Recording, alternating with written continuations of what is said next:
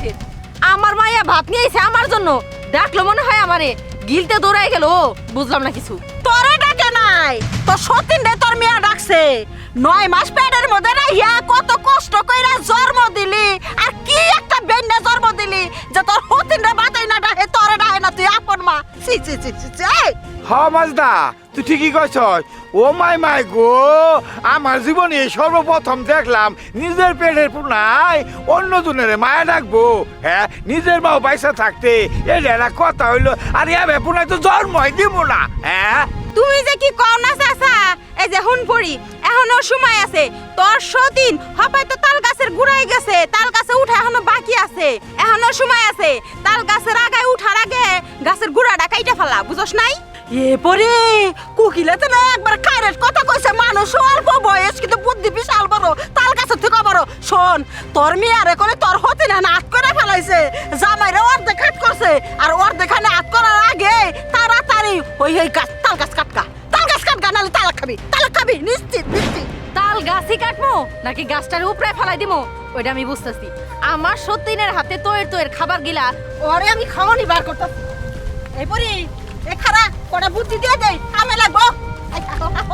না ভাই, এই হ্যাঁ কি করে?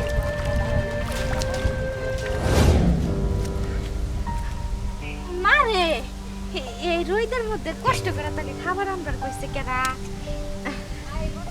মা, তুমি সকালে খাইয়া আসো না, তুমি জানো না? তুমি না খাইয়া আসলে আমার ভালো লাগে না। মা দেখ, এই জায়গায় তো তোর নিজের মায়েও আছে। তোর নিজের মাকে বাদ দিয়ে তুই আমাকে ডাক দিলি, তোর মা না অনেক কষ্ট পাইবো।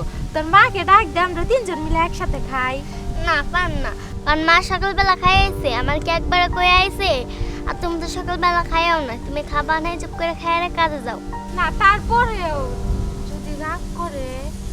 রাগ করবো না, তুমি খাও তো।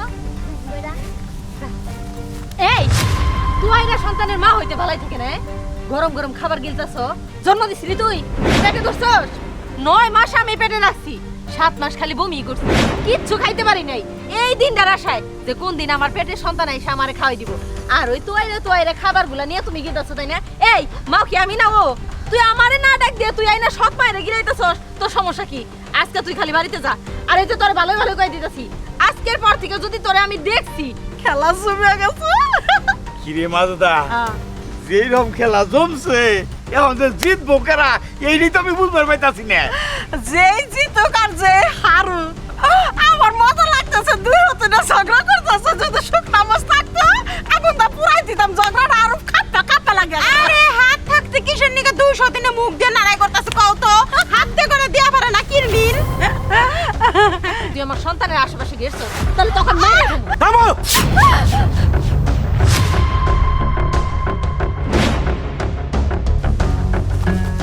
এই মাজদা, এই নোয়ার থাউন যাবো না, আসামিও বলা কিন্তু সাক্ষীও বলা না। দান লাগাইতে।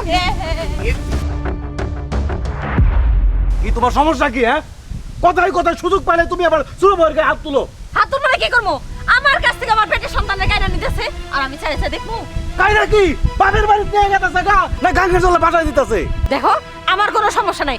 আমার পেটের সন্তান আমার জন্য খাবার নাই না ওর জন্য খাবার আনলো কেন? ও আমার সন্তানের কাছ থেকে খাবার নিয়ে খাইবো কেন? এটাই আমার বড় সমস্যা। ঠিকই তো করছে, ঠিকই তো করছে। কেমন মা হইছো তুমি যে তোমারে ভালোবাসে না? শোনো, জন্ম দিলে মা হওয়া যায় না, সারাটা দিন দুইজনে লাগেই থাকে। এরপরে যদি দুজন ঝগড়া করছো না, তোমার কিন্তু খবর আছে বড় বউ, মনে রেখো। তোমার দুইজনের ভালোই ভালোই কইতাছি, এরপরে যদি বড় বউ তুমি ওর সাথে ঝগড়া করছো, তোমার একদিন কি আমার একদিন খবর আছে, তোমার মনে রেখো। এই তুই খাতে কি হনো, যাই স্কুলে যা। সারাদিন মায়ের সাথে এই যে বৃষ্টি আবো, দিন কিন্তু নাই। তাড়াতাড়ি ওগুলা বুঝ নো, কাম করেন লাগবো। আর দিন খালি ঝগড়া আর কাম নাই, বেড়ে কামে এটা। বুবু, আমার না অনেক ভুল হয়ে গেছে, তুমি আমাকে মাফ করে দাও। আচ্ছা ঠিক আছে। ঘন্টাটা তুই কি মনে করছিস আমি তোর কাছে হাত জোর করে মাপ চামু যে বুবু আমার ভুল হয়ে গেছে, আমাকে মাফ করে দাও? শোন, এত ভালো হও ভালো না। আমাকে যতটা ভালো দেখছিস না, আমি তো তার এক কানেও না।